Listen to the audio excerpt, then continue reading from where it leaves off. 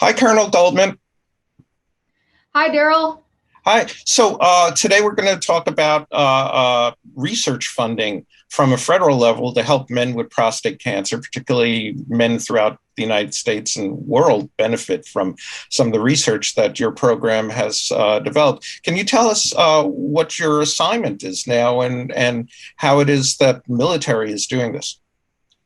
Yeah, absolutely. And thank you so much for having me. It truly is an honor to be part of the virtual conference for Malecare. My current assignment is I am the director of the Congressionally Directed Medical Research Programs. We are headquartered in Fort Detrick, Maryland, and we oversee 36 programs that are funded through congressional special interest funding. And the Prostate Cancer Research Program is one of these programs that we manage here. Right. And all this started in the 1990s, is that right? Exactly. CDMRP was started in 1992, and it was from a single appropriation for the breast cancer research program. It was started really through a grassroots advocacy effort who had some discussions with our lawmakers on Capitol Hill. And they decided to start this program by funding it as part of the appropriations bill, as part of the defense budget. So it was assigned to CDMRP, and so we've been managing that program over since. And over time, other programs have continued to be added to the budget that we have continued to take on and manage. Right. And so breast cancer, prostate cancer, what about 15, 20 other cancer types, or what do you guess? Exactly. And we actually have a larger program called the peer-reviewed cancer research program that will have many different types within that program. Another example is we have the rare cancers research program that will have many kind of subtypes of cancer in that program as well. And that's addition to some of our standalone cancer programs that, you already mentioned breast cancer, prostate cancer, kidney cancer, lung cancer. We certainly have quite a few that Right. we manage here at CDMP. And your U.S. Army, thank you for that. Is this an Army thing, or how does this play out in our world? So I would say, it certainly will depend on what type of cancer we're looking at. But certainly it's been very interesting kind of not having a cancer background kind of coming into this position. And I've really learned about how many different cancers will disproportionately affect service members and veterans. So certainly making sure that CDMRP is able to take that into account is going to be very important as we make funding recommendations. Right. So people in our system, and like we've got like 77,000 guys since a hell of a lot more since COVID started, joining up with Malecare for information and support and advocacy and all. I'm sure like 99.9% of them are asking themselves, why the hell the Army is the primary focus for federal money for research for prostate cancer? So what's the good news on that? It's interesting. Actually, the decision is one that Congress makes. They have had tremendous trust and confidence in the congressionally directed medical research programs that's a part of the U.S. Army Medical Research and Development Command. But just so you know, in our panels and actually even prior CDMRP leadership, we've had Air Force directors, we have folks in the Navy, the Air Force, the Army, all of the services participate in our panels. So although the program is certainly assigned to the Army to manage, we consider a diverse perspective amongst all of the services. But the Medical Research and Development Command here at Fort Detrick is really kind of it's the major full life cycle research and development effort in the DoD. And so CDMRP, we are a directorate under this headquarters.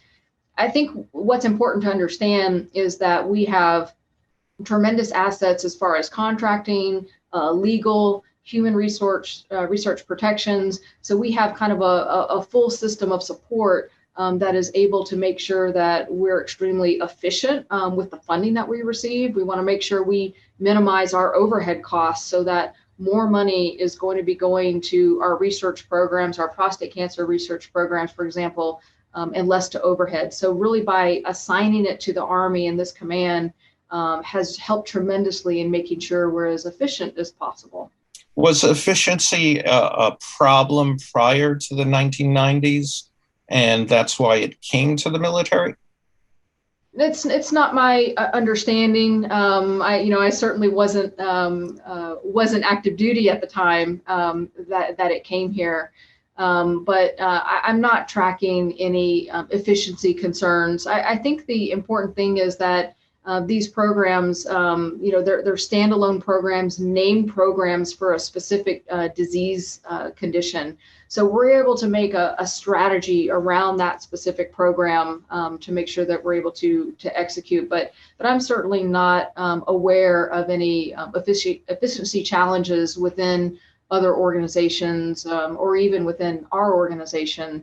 It really, from my knowledge, I'm told that it is a grassroots advocacy effort that championed this. It started, again, just one single program, but we have knocked it out of the park is what it seems like. And it's certainly grown. But we talk to our teams all the time about the importance in making sure that we stay true to our processes, that we're making the best funding recommendations that are going to have the greatest impact and give the patients and their families the greatest hope in each of the conditions that we are directed to research. Great. And efficiency, I mean, just on principle, getting more money to a lab bench rather than to a landlord is something we certainly endorse, and I think most people with common sense would agree with. The idea of military, though, the benefits of the research are extend to everybody. Is that correct? Absolutely. I mean, certainly service members, veterans benefit from the research, but the American public as well. And this isn't something that's unique to CDMRP. I mean, even if you think about battlefield medicine and the wars that we fought over the years, you really kind of see a lot of innovation driven by military medical research.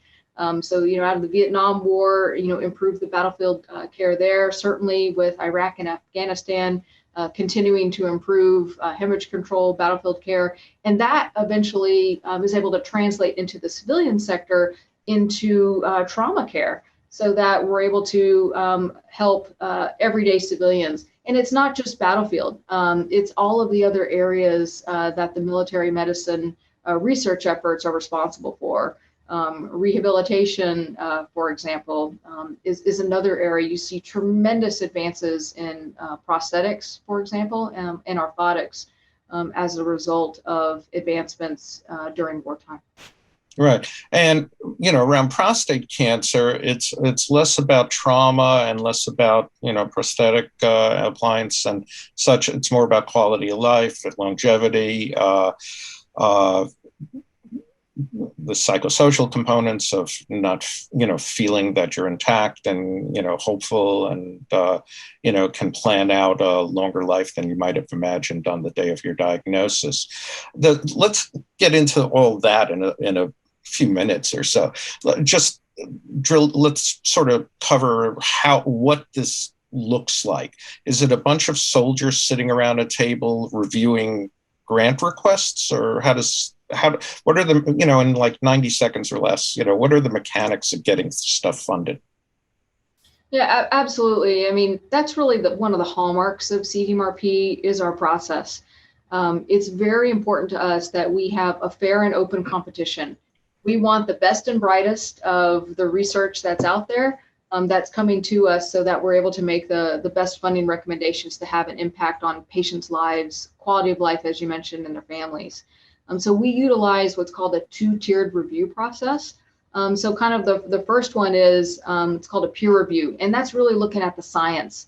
So we have experts that are specifically recruited based on the funding opportunity, the specific announcement. So we bring the right people in the room. So it's typically going to be scientists. We also include those either patients or family members or advocates for the prostate cancer community.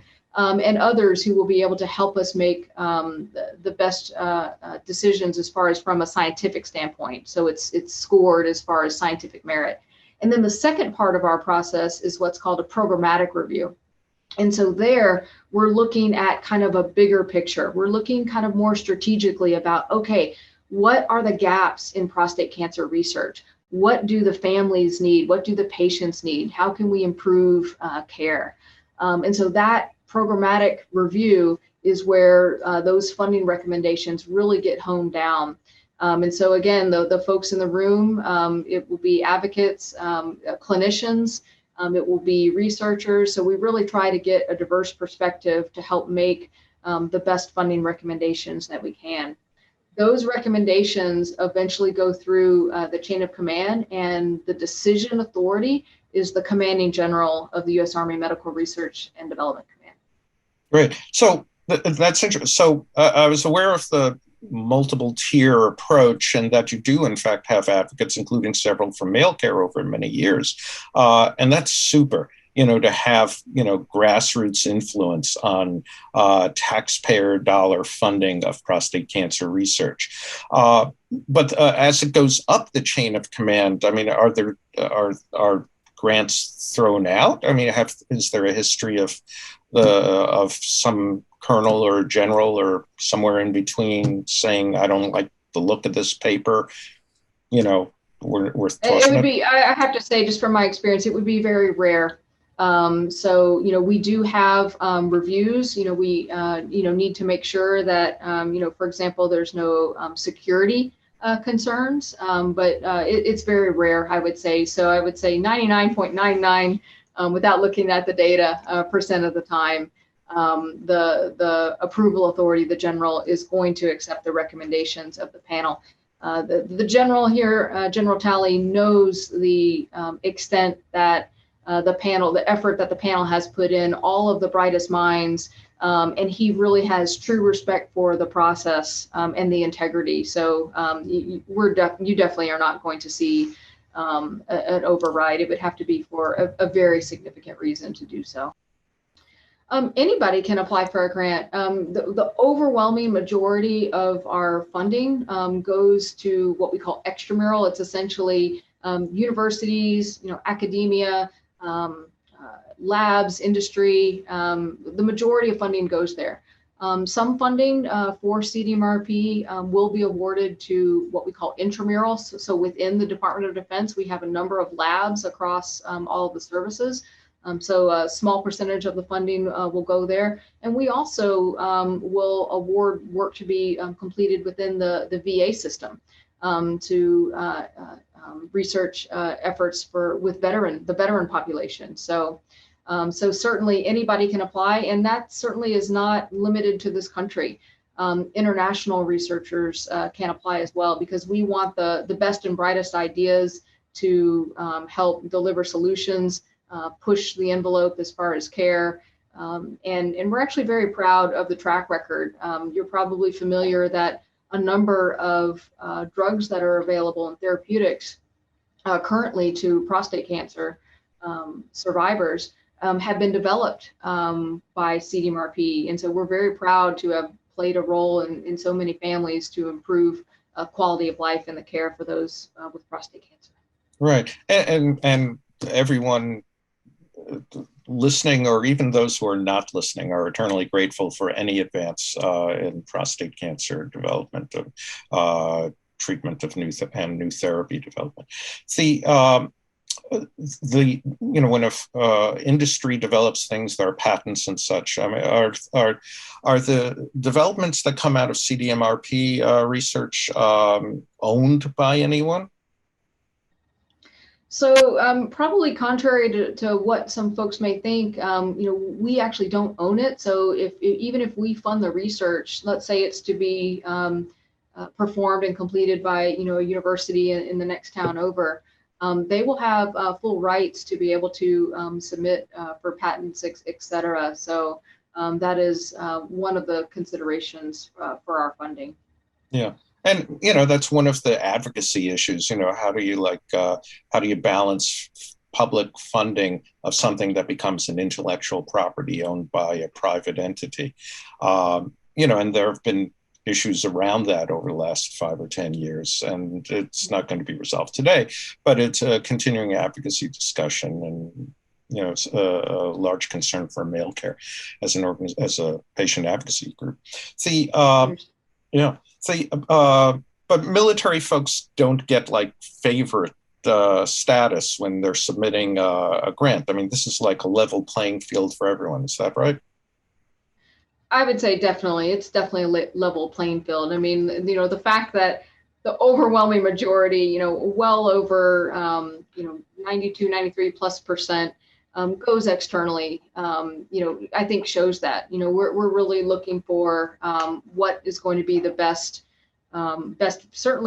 value, I guess, but what's going to close the gap is the most important thing. What does the community need? And then out of all the proposals that we receive, they score the science first, and then they evaluate it. And so that's where the programmatic panel kind of has to make some tough deliberations. They have to think about the strategy, what they're trying to achieve, and perhaps there may be some multiple ways to achieve that. So that all gets hashed out in the programmatic review.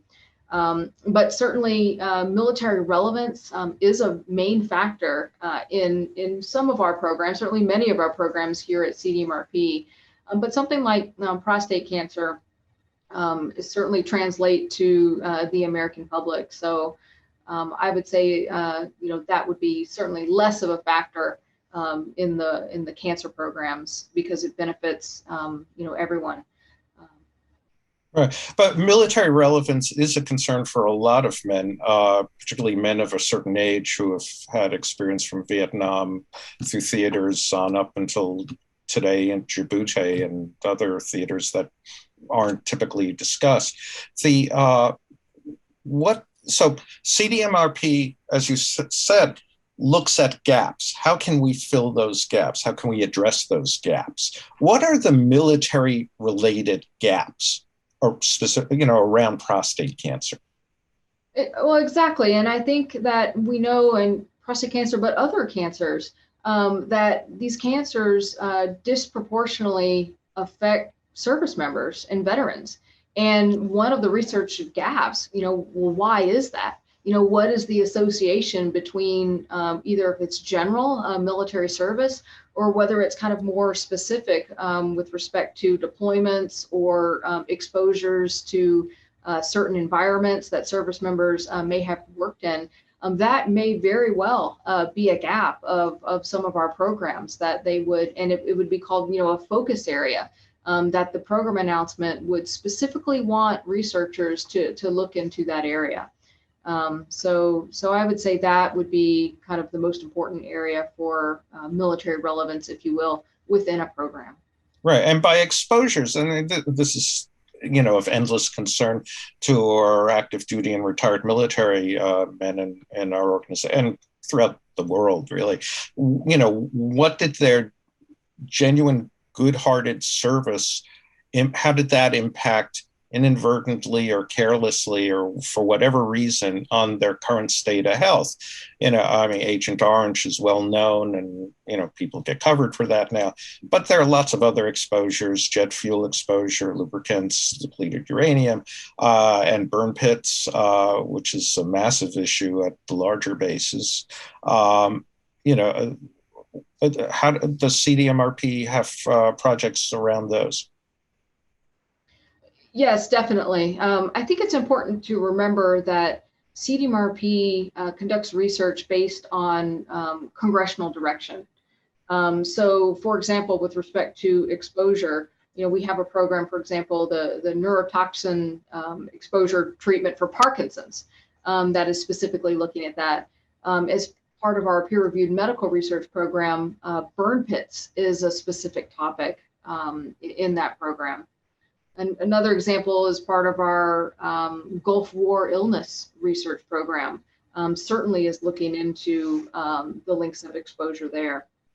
And another program I'm thinking of is the Joint Warfighter Medical Research Program. We'll also be able to fund some projects related to it. So So we certainly do have ongoing efforts with respect to researching the association involving exposures.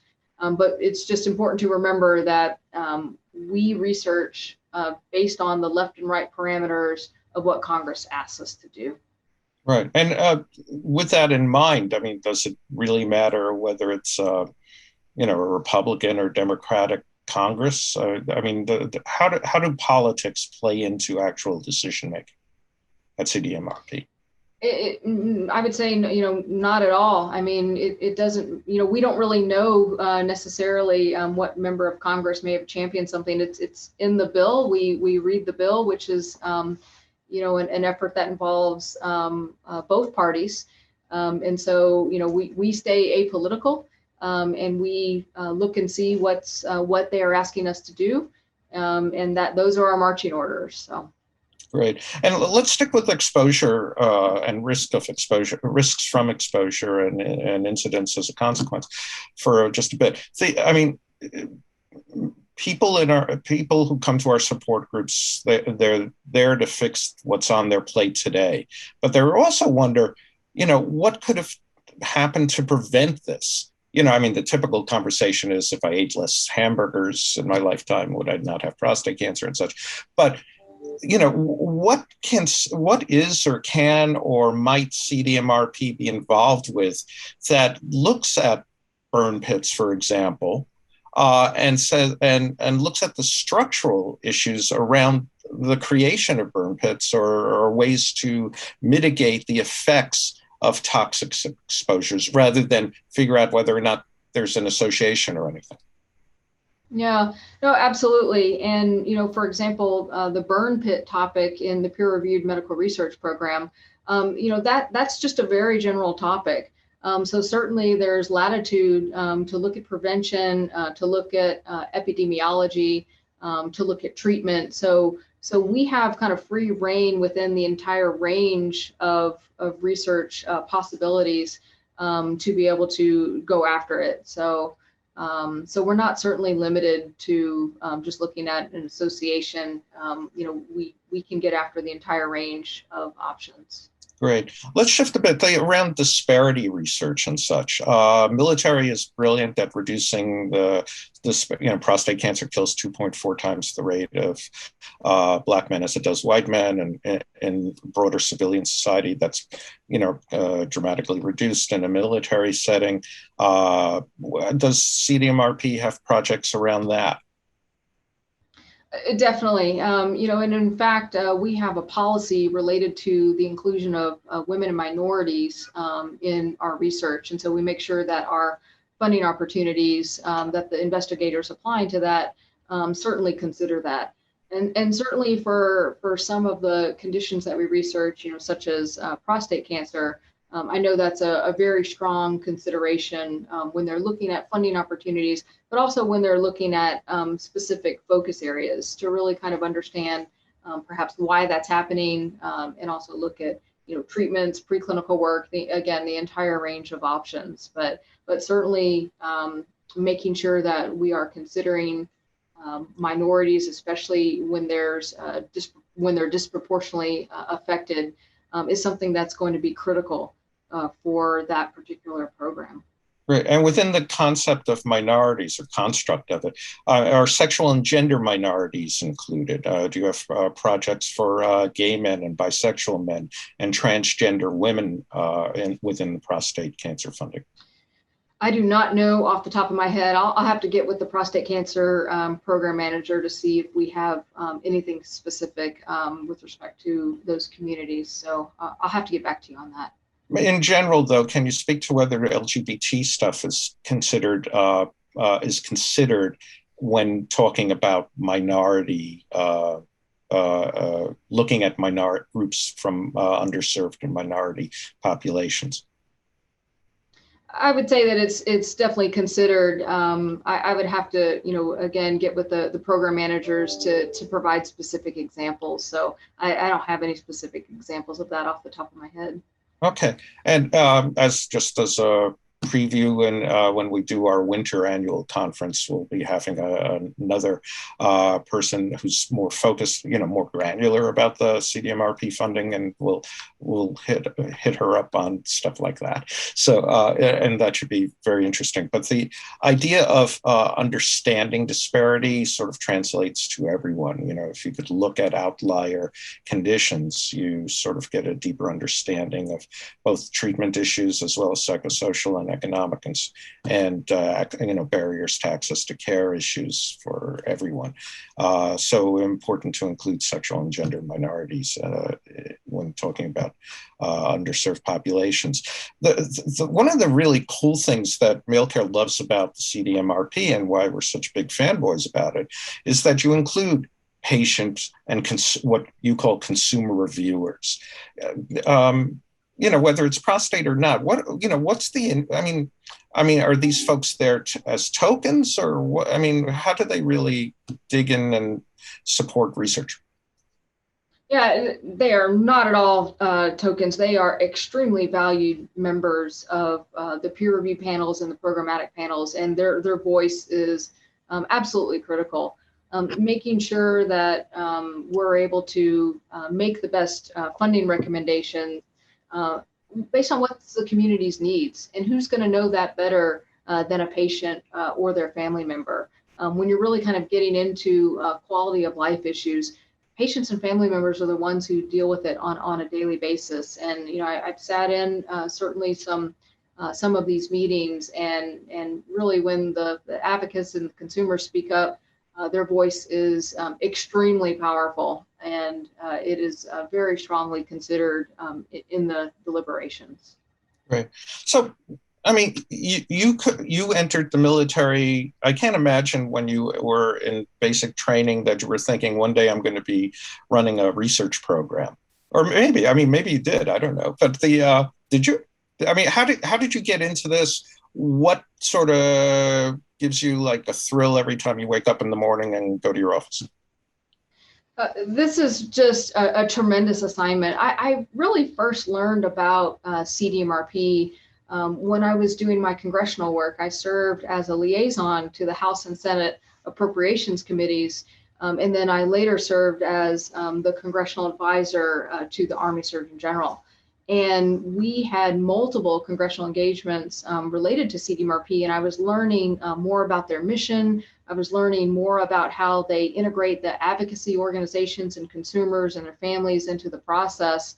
And I was also seeing the outcomes. I was incredibly impressed with what CDMRP had accomplished, and that they continue to make sure that they have high ethics, that they open up all of their funding opportunities to the public. And I was thinking, wow, that is an organization that I want to be a part of. And so I'm just extremely energized to be here at CDMRP to help provide some of the leadership and strategic direction here. But then also just continuing to mentor and develop our teams and our program managers here. But I think that just the best part of it is really getting to interface with the advocates and the patients. Even though it's virtual in this particular case, it's the best part of my day, I would say, and getting to see the benefits of our research. And I've talked with quite a few. A good friend of mine is I know works within some prostate cancer advocacy organizations, and just hearing firsthand how CDMRP developed therapeutics and drugs has directly impacted, my battle buddies' quality of life. Is just, words just can't describe how proud I am to be a part of this organization, and just energized every day coming to work to be able to help improve the lives of so many people in the U.S. and around the world. Yeah, and not to minimize the concept of warfighters and battle buddies, but in truth, we're all battle buddies here, and we're totally grateful I mean, there is a sense of gratitude for any investigator, any researcher who easily could be doing something else more profitable or whatever. For anyone in the military who easily could be, living a high life kind of style, in civilian clothes and such, that somehow the CDMRP has evolved into this genuinely brilliant opportunity for research funding, and the advancement of science is just intensely super. And I thank you for sharing your time today, and for your good work. And we want you to be happy every day you go to work, because that undoubtedly will lend energy towards creating new opportunities for all of us to get better. So thanks for that. And thanks for being here. Thank you, Darryl. Thank you. It's just been a tremendous honor. And I just also want to thank the entire Malecare team for everything that you're doing, for all of your advocacy organization, and for letting us be a part of your conference. Thank you very much. Thank you. Okay. See you around.